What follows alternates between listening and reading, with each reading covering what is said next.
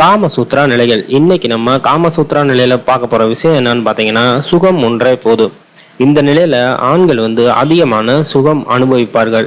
ஏன்னு பாத்தீங்கன்னா, ஒரு பெண்ணை உயரமான இடத்தில், அதாவது ஒரு நாற்காலியோ இல்ல வேற ஏதாவது ஒரு உயரமான இடத்தில் வைத்து அவர்கள் இரு கால்களையும் தூக்கி கொண்டு பெண்ணுறுப்பில் ஆணுறுப்பை நுழைப்பதால் ஏற்படும் சுகம்.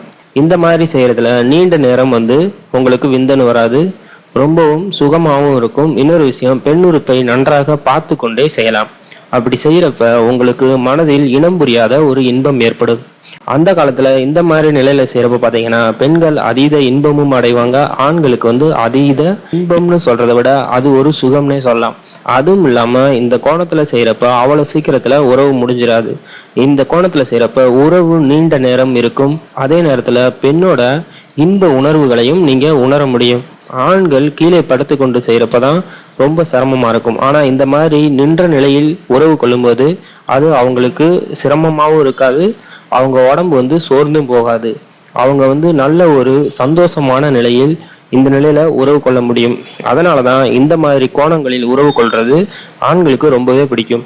மேலும் இதுபோல் காமசூத்ரா நிலைகளுக்கு எங்களோட சேனல்ல இணைந்திருங்க. கீழே இருக்க ரெட் பட்டனை ஒரு தட்டு தட்டுங்க. தேங்க்யூ.